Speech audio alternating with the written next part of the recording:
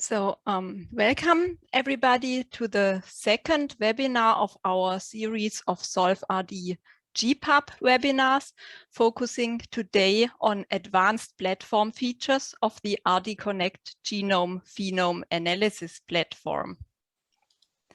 So I would like to start with some general housekeeping notes. First of all, I would like to inform you that the webinar is recorded and we will share the video later on the SolveRD website. Concerning the format of the webinar, we are again using the Zoom platform. And if you have technical questions or want to give a note to the panelists or to all other attendees, you can use the chat function at the bottom of the Zoom panel.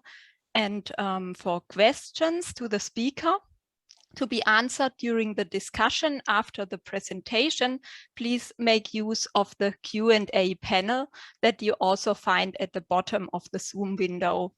And in the Q&A box, you will also be able to see the questions of other attendees and can like and upvote them so that we can identify the most relevant questions. So please make use of these functions in the Q&A panel.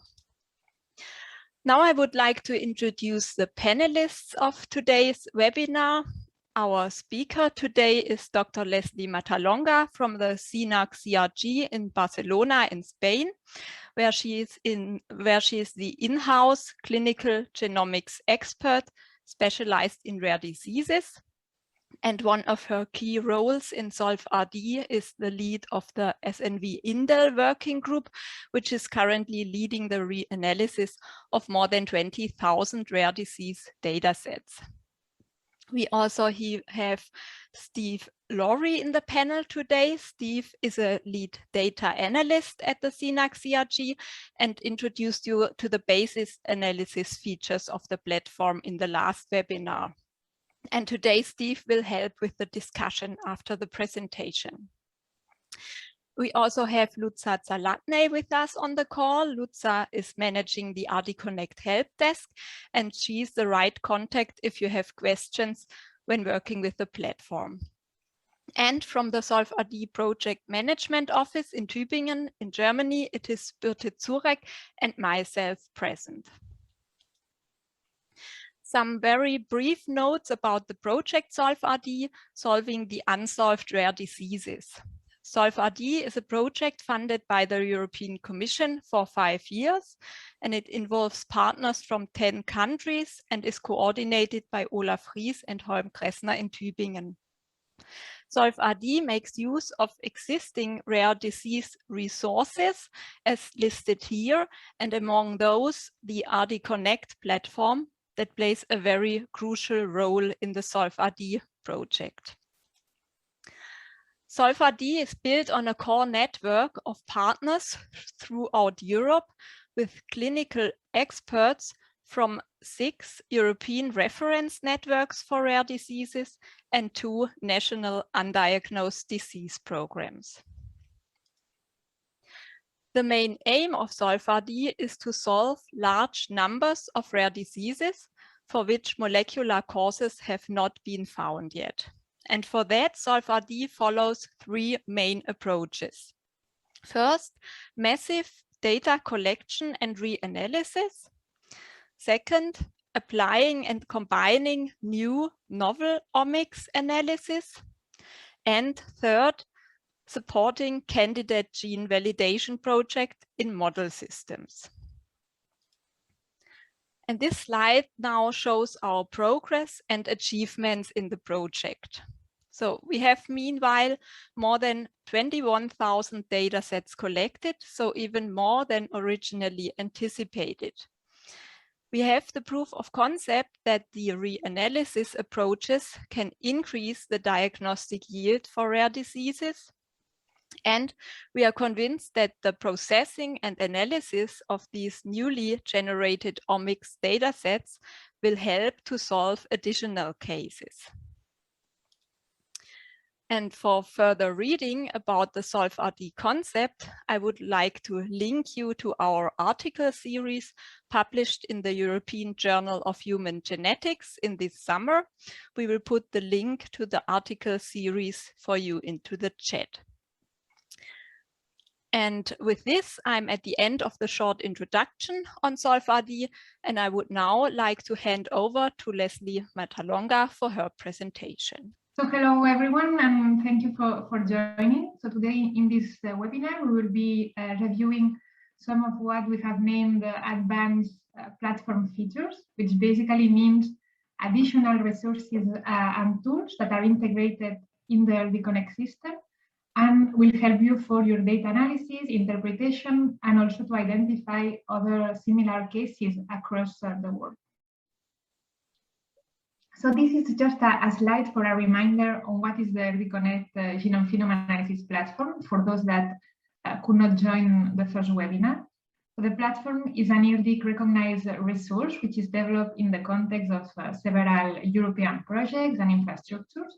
And it aims to help clinical researchers to share, analyze, and interpret standardized genome and phenome information. So basically, as you can see in the figure on the left, the clinical researcher will submit to our system the clinical data through Phenostore, which is a specific instance that Steve presented in the previous webinar, and from where you can easily enter cases and the phenotypic information using ontologies such as the human phenotype ontology or the orphanet ontology.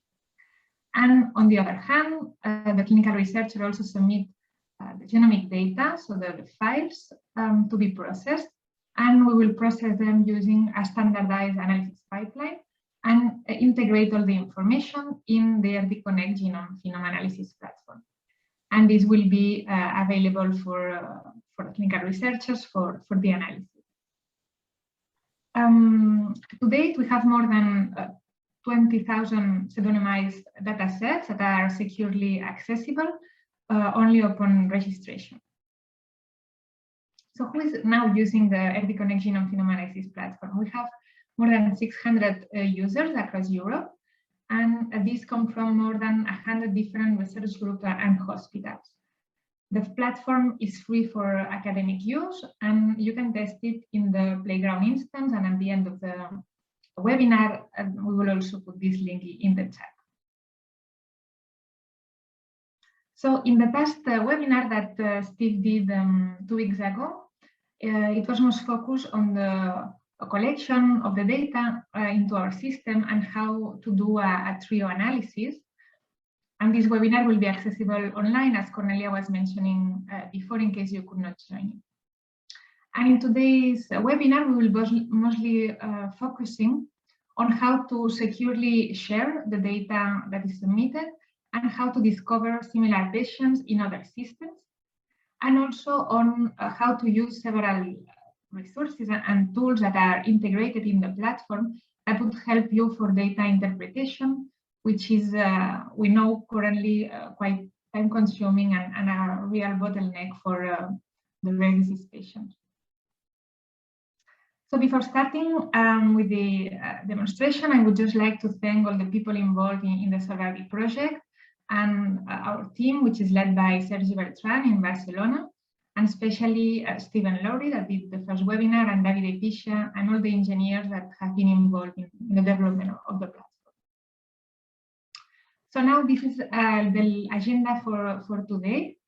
We will divide the webinar in 3 different parts. The first one will focus on tools for variant prioritization and interpretation. Then the second part will focus more on data sharing and discoverability to other resources and platforms.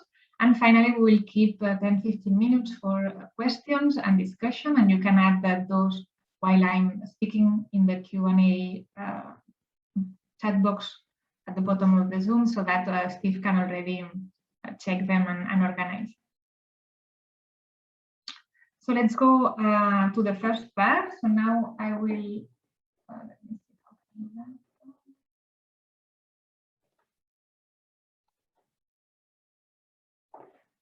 You can still see my screen, right? Yes, we see the platform now. So now we are using the playground instance, which is synthetic data where we have inserted causative variants, and I will use the same case that Steve presented in the past webinar. So I won't enter in the analysis of that specific case, but based on that one, we will see different approaches that can help you for your own analysis. So first of all, I will just enter the sample, case 1C. So once you enter the sample in the system, at the bottom of the page, you will have a summary of the phenotypic information that has been previously also entered in Phenostore. So here, just as a reminder of the case, we had an affected male that presented with congenital myopathy, and we had here a list of HPOs from the human phenotype ontology, so the symptoms and signs associated to that patient. I won't enter into the filters that were already presented during last webinar. So now I will just apply basic ones, which are to filter by variant that have a high or moderate impact at the protein level and that are present in less than 1% in the GNOMAD database in healthy population. And as Steve was mentioning, in the last webinar, we also have some filters dedicated more to create on-the-fly gen list, and the one that he presented was linked to the HPOs that are entering the system. So you can directly fetch the patient HPOs that have been entered and create on-the-fly gen list based on those symptoms. So once you have this, this would be, for example, where you could start with, and then you run it. You will get in the results section a set of variants. In this case, we have 89 variants, which is quite a lot to go one by one. So now what I would like to show you is ways to prioritize, to further down this list of variants, and also some other elements that can help in the interpretation. So first of all, I don't know if you are familiar with, but there is a prioritization tool called Exomizer that will take these 89 variants plus the phenotypic information of our patient and will rank these variants according to it. So directly from the platform, you can select the Exomizer, which has been developed by Peter Robinson's team in the JAX Institute in the US. And here it's pre-filled with the information that we had in our system. The case, for example, now you can access an autosomal dominant inheritance, but of course you can also modify this. And we preload all the HPOs from your patients. Then now we are submitting these variants to that system and asking the algorithm to rank those based on the phenotypic data. So sometimes it takes some seconds. But the idea here is the first way to start looking into your results. So once it works, let's say you will have here a button that says results. So you would click there. And if we go directly to prioritize genes, what we will have is a list of the genes that we have submitted variant for with an Exomizer score that is attributed. This score ranks from 0 to 1, 0 meaning that there is no match, let's say, on the pathogenicity of the variant and the phenotypic description of the patient does not match the disease that is associated to that gene. And 1 is the top ranked score, meaning that the variant is clearly pathogenic and that the description of the patient clearly matches the disease associated. So in this case, if we look at this prioritized gene, the first one we have is RIRE1, and we can see that we have a high score, like 0.949. And if we look into the specific phenotypic or variant scores, we can see that the phenotypic score is 0.7 and the variant 1. So it considers the variant clearly pathogenic. and the phenotypic similarity with the disease associated also very similar. Here you have a list of the diseases that are associated to that gene according to OMIM and the Orphanet database. And also at the bottom, you will have information as we have entered in the system that we were assessing an autosomal dominant inheritance. The exomizer score might vary if the disease, for example, was affected to an autosomal recessive, as we would be missing one variant, then the scores might decrease. In this case, it's quite clear that in principle, this variant is a very good candidate for that disorder.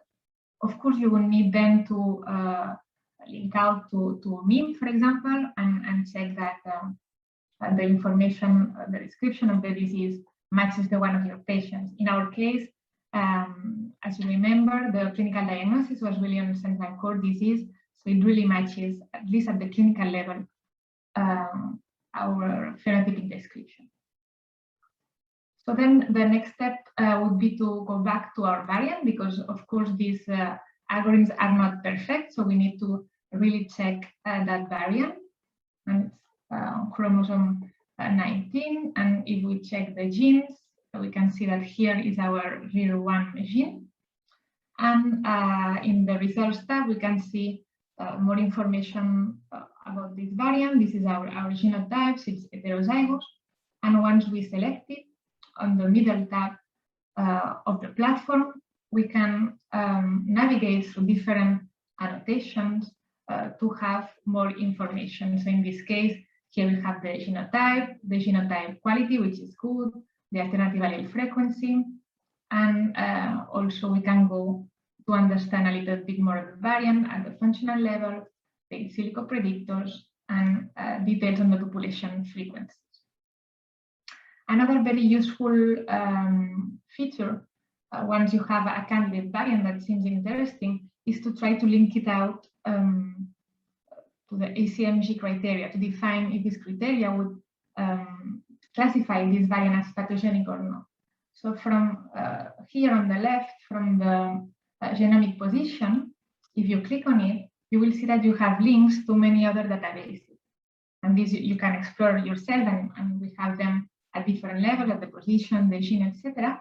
But one of those is a link to Barsom.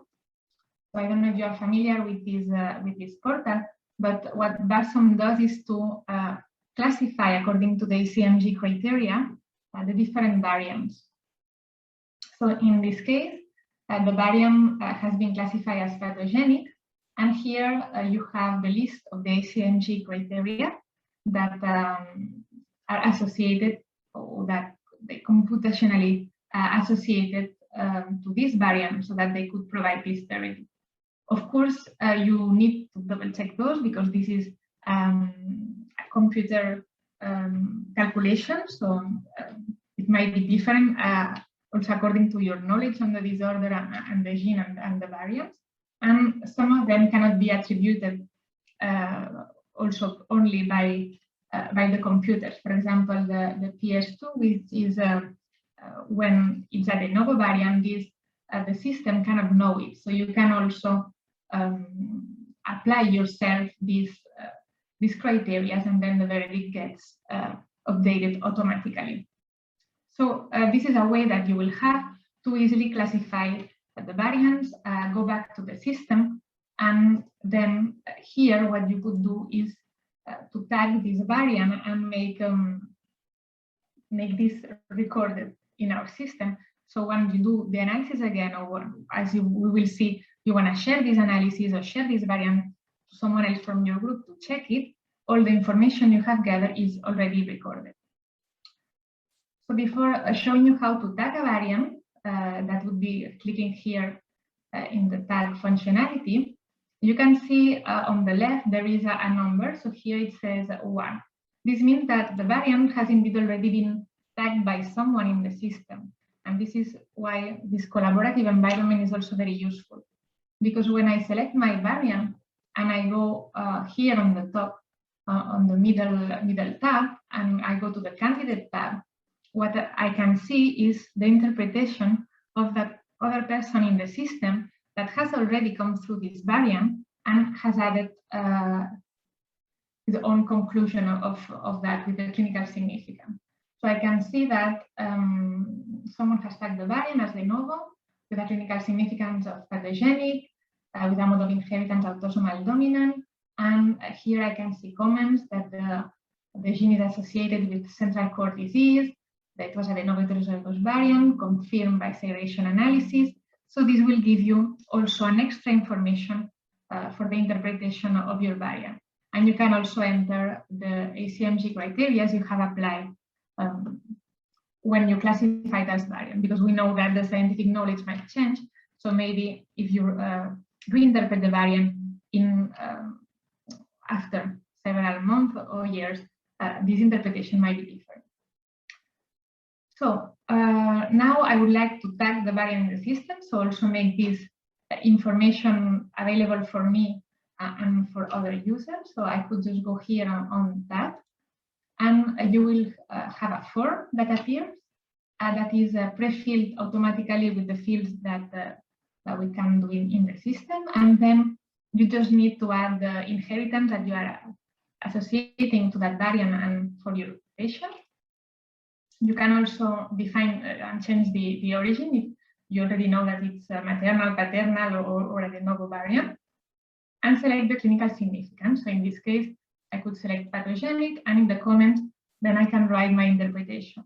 And this will be then submitted to the system, recorded, and accessible at any point. So this is how you could really try to hasten the interpretation and try to have the things interpreted the same way always. But also, as you know, there is no only one way to do the filtering and to arrive to a candidate variant. So now I will just show you another useful feature in the system that could narrow your search and, for example, the need to go through Exomizer or just other ways to arrive to the same conclusion. So in these gene disorders and phenotypes tab, before we were using the HPOs and the genes associated to those. So we had a quite huge gene list because we were taking each individual HPOs and looking which genes were associated. But we have also other ways to create this on-the-fly gene list, and one which is quite useful and broadly used for diagnosis is Panelist. So Panelist is an expert panel revision that Genomics England created, where you have access to many panels from rare diseases and that have been curated by experts. For example, in this case, if I go for congenital myasthenic syndrome, I have a panel, and here we have the list of the genes that have been associated to this type of disorders and reviewed by experts.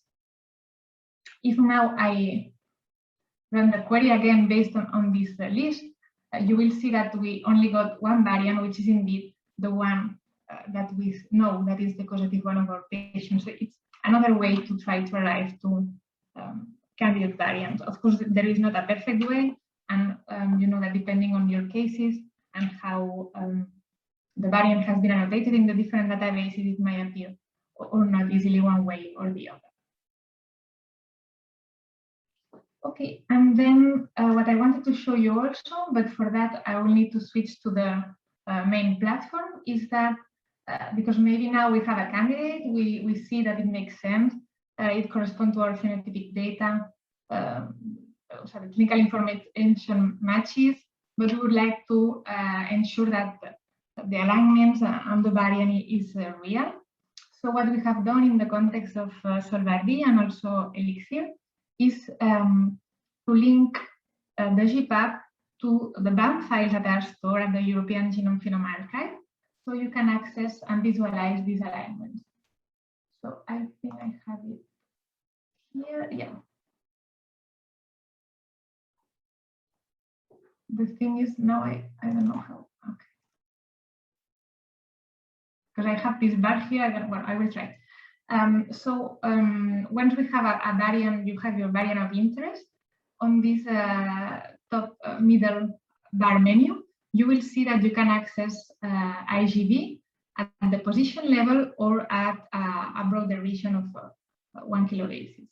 And if you click there, then you will be redirected to the IGV browser that is linked to the GA.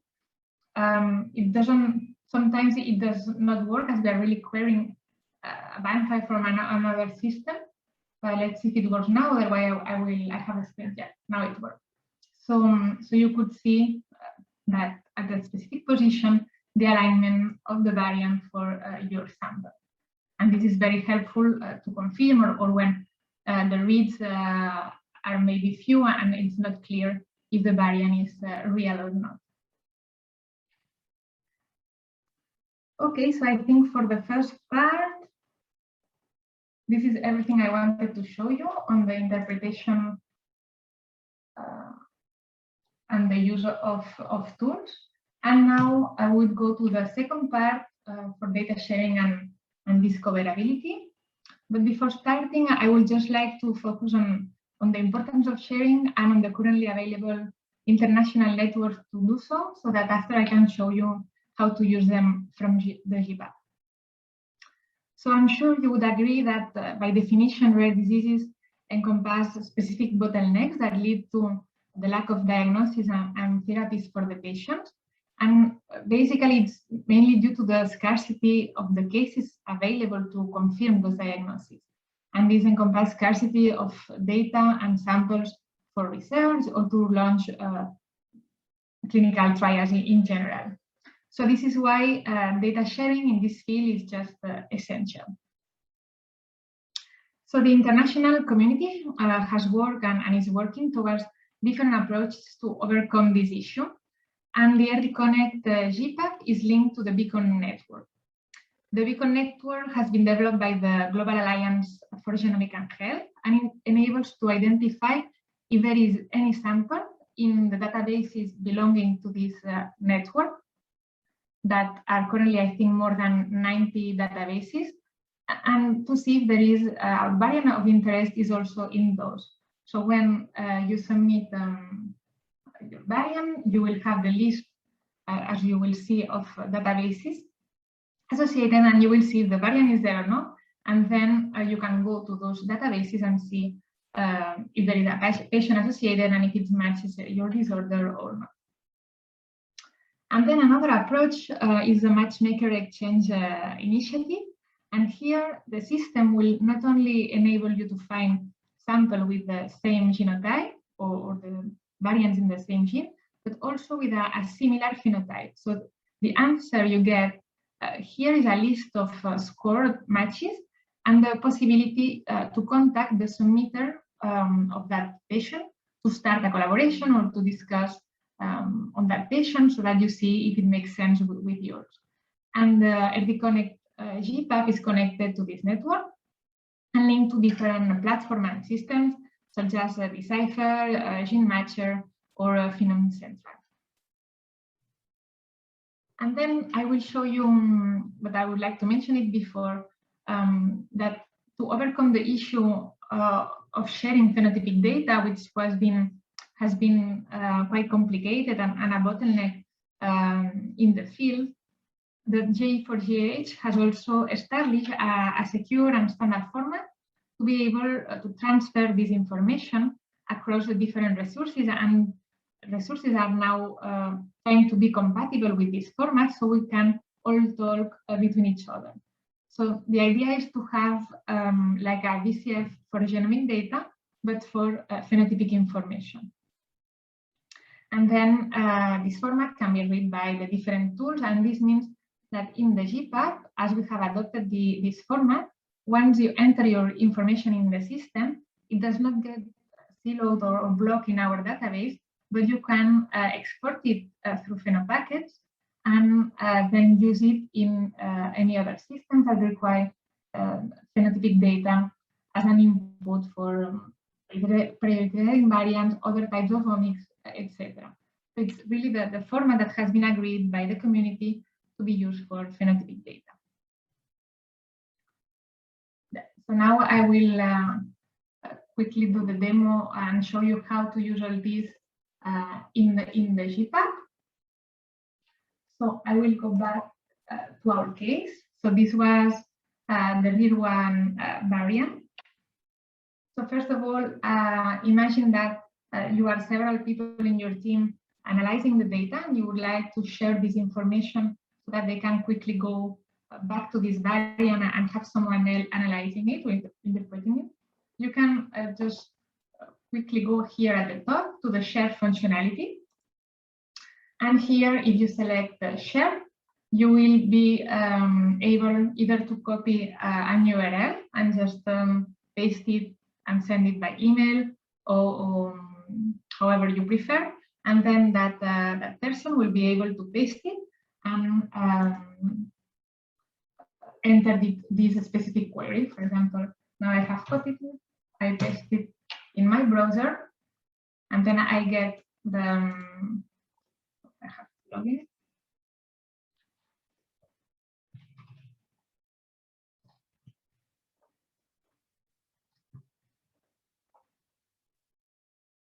And then it will be exactly the same query that you have, and you will view exactly the same variant that I am sending. Also, we were talking about the beacon. So from the variant level and the results, I could go again to the position and click, where before we had the Barso. Here we also have the GH for GH beacon. So if I click here on the beacon, what I'm doing is sending the position of my variant of interest to the beacon network, to all the databases that are part of this network, and then get information if this variant is found in any of those. So now, for example, we can see that it's found in 3 databases. One is ourselves, LB Connect, but also AGMD public and UCC. And then from there, you could try to access those and see more details about the variant.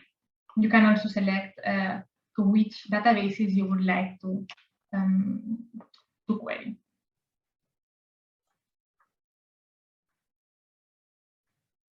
Okay, then now I will switch to the main platforms to show you once you have a candidate.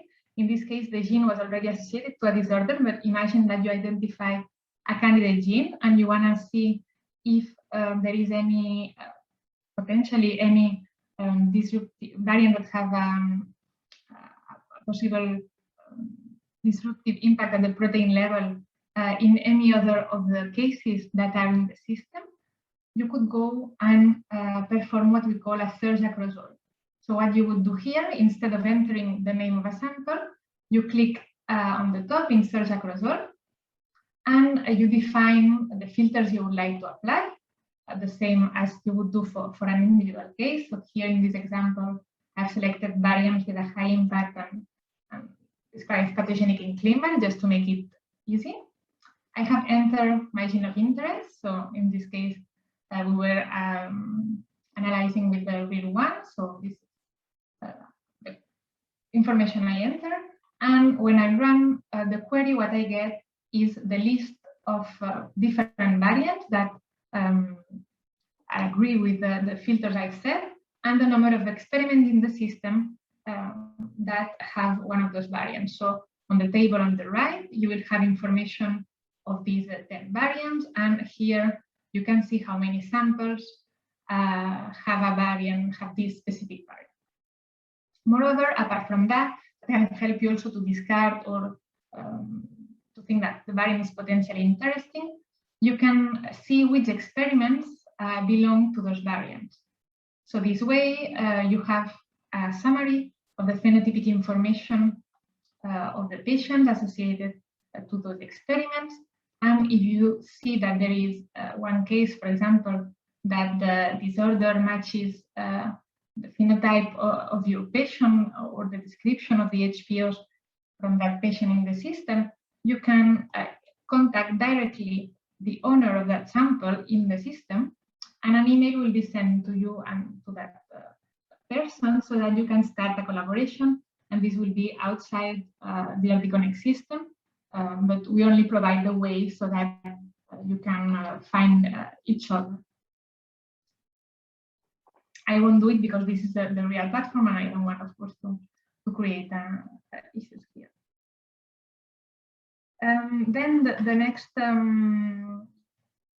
tool that we wanted to show you is Matchmaker Exchange.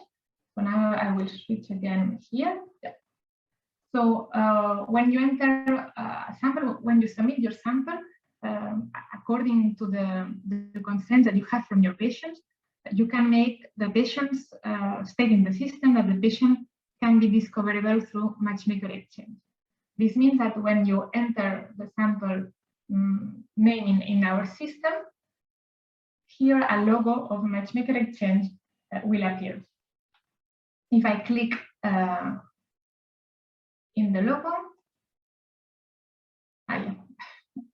a form will appear, pre-filled also with the information that we already have in the system, so that you don't need to enter all that, which is basically you will need to decide to which of the nodes that we have seen there is in Matchmaker Exchange and we are compatible with, you would like to do the query. In this case, I will query our own database so that we don't send nodes outside. You can also enter as many genes as you want to submit. If you have tagged the variant, automatically the gene will appear, but you can, for example, in this case, we were working with RIRE1, so I can also add it in here. And we are fetching automatically the HPOs, but of course, if you have clinicians and you have seen your patient and there is an additional HPO, you can also add them through this process.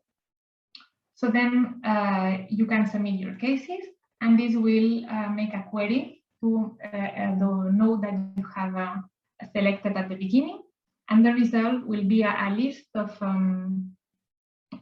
compatible cases, also based on a score that ranges from 0 to 1. There is a 0.5 for the gene. So if the gene matches, the gene that you are submitting matches the one of the receptor, let's say, then you have 0.5, and then according to phenotypic similarity. So here in this case, what you can see is the most ranked with a score of 0.71.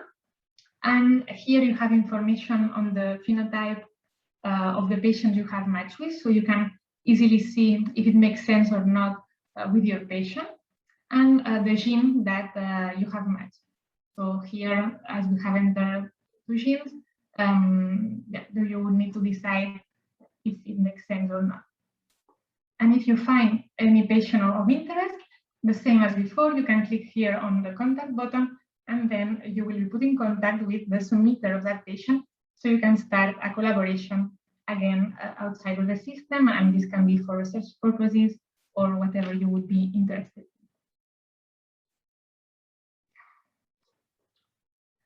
Okay, and then I wanted to show you from PhenoStore how to export the Pheno package. So this standard that we previously showed. So now I'm back to the playground instance, to our case that we were looking at. And here, when you enter your case, you also have a link to the main PhenoStore. So to the complete form and information of the phenotypic data of the patient that you have entered. And from here, you can edit your case. Well, you have here the summary with all the information that you have entered. And just to show you the variant information, that variant that we have tagged in the system, and the information will also appear in this final summary phenotypic data. So you have everything on here, and if you edit the case, you can directly go and export all this information through this Pheno package format, and then use it to upload it to any other resources of your interest. And this is quite easy. You JSON format, you save the file, and you have all the data, phenotypic data, plus the information on the variant in the phenome packet. What is also very useful once you have all your cases in the system is that you can browse your data and see a table with all the information. You can export all your patients from there. And again, you can also export all your information to phenome packets. So you don't have to go one by one and export the data, but you can export all the patients you have in one go, and then import it maybe in any other database in the in-house or wherever you would like to work.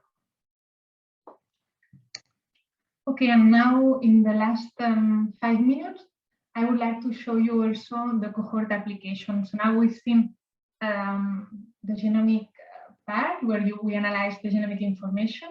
This is PhenoStore, where we had all the phenotypic data, and we have seen how it's integrated through, for example, taking the HPOs or for Matchmaker exchange when we use this phenotypic data to find similar patients. But what we can also do is, based on all the data in the system, create specific patient cohorts based on the data. And this I have it in a tab. And this is the link to the landing page in this is here of the cohort application. So this is a way to browse a little bit the data from the RD Connect system. So here, for example, I have selected already the SolveRD project and ERN Ithaca samples. So samples that have been attributed to the European Reference Network of Intellectual Disability. I can also make a lot of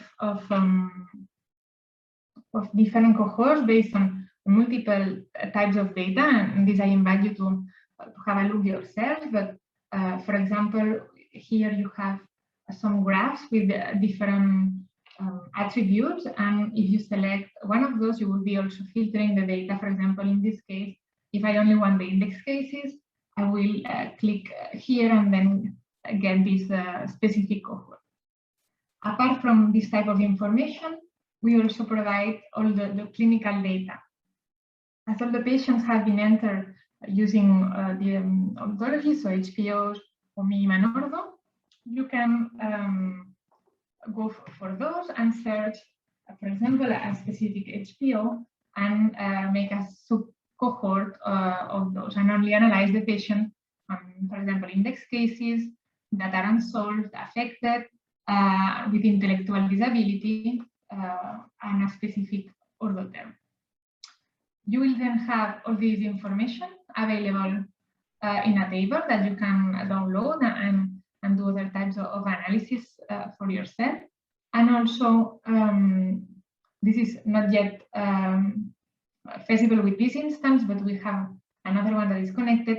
You can directly submit this list of patients to the genomic platform. So the same that we were doing for the search across all, you are able to also do it for the search across cohort. So once you create your cohort, then you will be able to do any analysis based on that specific cohort. For now, the one that I just showed you is not is in production, but this link does not exist. What we have is a beta version that cannot do all what I show, but you can already use this application in the system, choosing, for example, a European Reference Network of Interest and the phenotypic data you would like to. And then you have the table with all your patients that you can analyze in the system. And this is very useful for gene discovery when you have a very specific phenotype and you would like more patients to analyze and find new candidate genes. And I think I leave it here for I've shown everything we wanted. So I hope it was more or less clear, and I'm happy to take questions.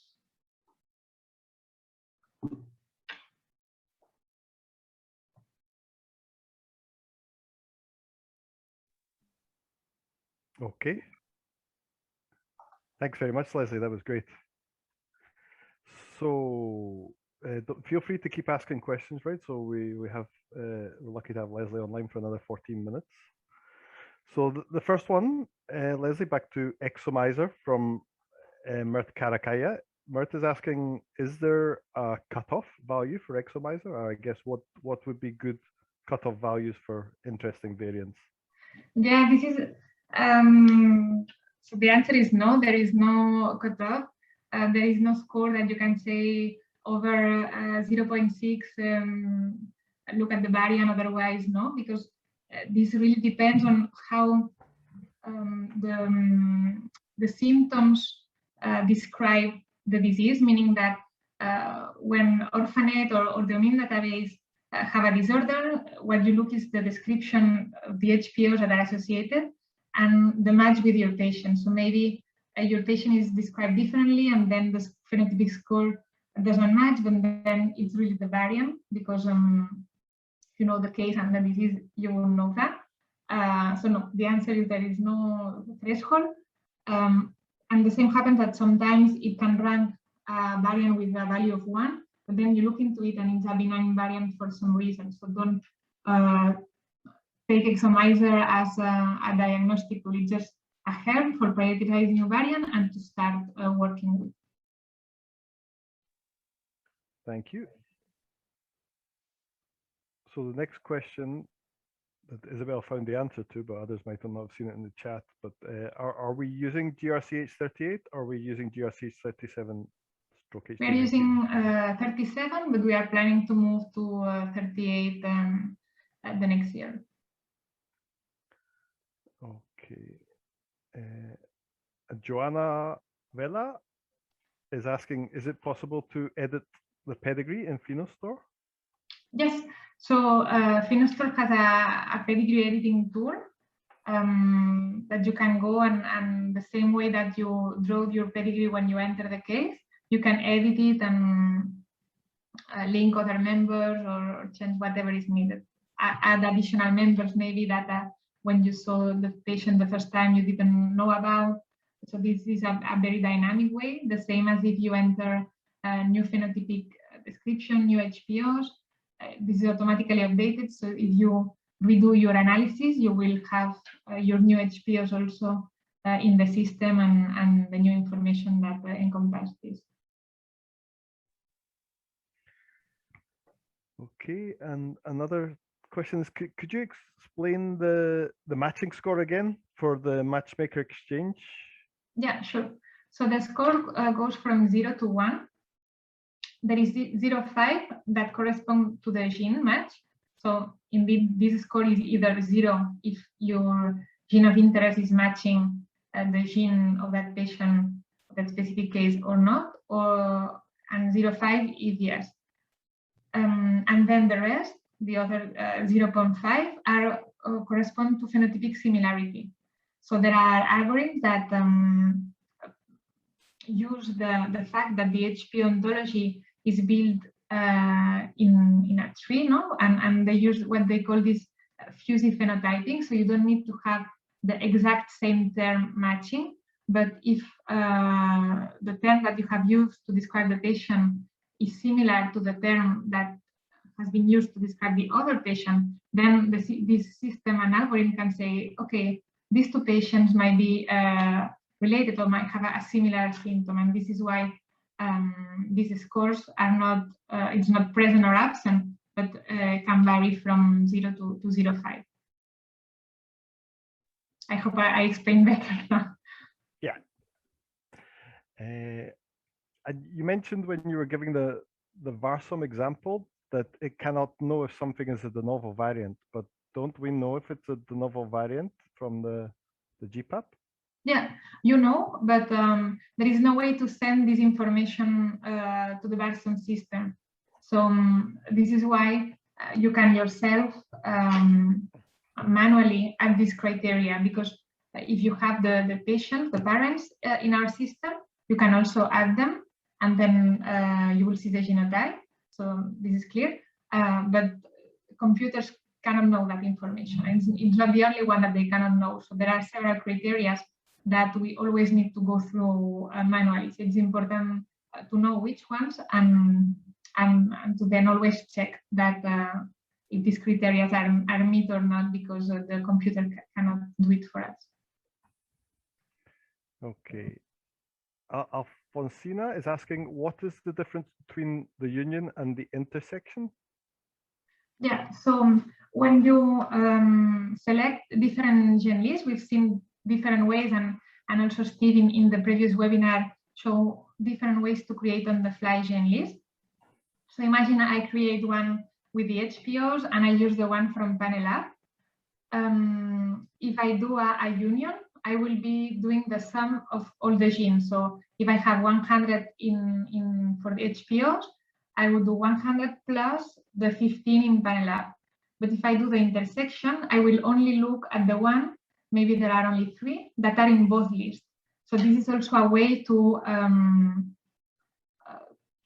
filter and be more stringent in your filtering. So to say, okay, I only want the genes that are present in Panelist, in my HPOs, and in a specific gene list that encompass my type of disorders. So you can play with all these.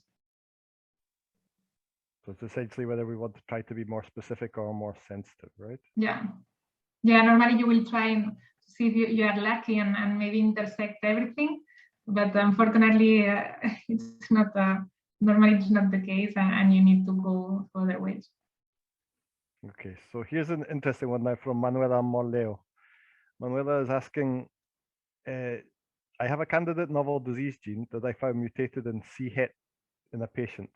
How can I search for additional C-Het patients to contact researchers? Yeah, so in our system, when you do the search across all, you would need to, I'm thinking, you cannot do it directly. I don't think we enable this yet to do the C-Het directly, but you could overcome this doing an heterozygous query and then check if the same experiment has 2 of the variants. Yeah, I think that's right. So you have to check for one variant, and then, oh no, you would find 2 variants in the same patient. Of that type, exactly. But you will have all the heterozygous only patient. Yeah, but if you're restricted to one gene, you might be okay, right? Yeah, so, yeah. It's something that we have on our to-do list, but it requires quite a lot of computing power, because as we have 20,000 samples, it's hard to make this query one by one. So this is why for now we have not be able to solve this. Okay, and this might be the last one for now. So if anybody, we've still got 5 minutes left. So if anybody has any last questions, don't be shy. So Yolanda is asking whether this data, the RD-Connect data, can be used, or the SolveRD data perhaps, can be used with other projects. So she says they have a running project about the use of AI and genomic data, and they need real data to be used and analyzed. So I guess they mean, do we have access? Can they have access to the data for that purpose? Well, so the data cannot go outside the system. Of course, everything is securely audited, and we have every year security tests and external audits to ensure that. If you would like to be part of RD-Connect, you could register, and I think Cornelia, Birten, and the team will put more information on that in the chat. But then we need to check that it's for academic use, and you have to sign codes of conduct on how to properly use the data and the information. For example, you cannot publish data that are from other groups without notifying them and then agree with that, etc. If you need, for example, VCF files from data in the system, this is not something that we provide. The data is at the EGA for some of the project that we have, that we submit them there. So maybe then it should be a specific request that you can do to the submitters or to a whole project, for example, to SolveRD. But then I guess you will need to write a proposal and understand and do all this in a research context. It's not something we provide directly. Along that lines, I guess, is the data being stored anywhere for long-term access? Yes, so the variant calling and the phenotypic data is accessible through the GPAP, but then the raw data, which means that the FASTQs and the BAM files, when agreed, are submitted to the European Genome-Phenome archive, and there it's for long-term storage and data reuse, and from there you can also share with other projects, etc. But this is not something that we decide, that the submitter decide if they want to do this or not, or a whole project. For example, in Solvardi, we are submitting and storing the data there, and after the project might be available for reuse or for other research purposes.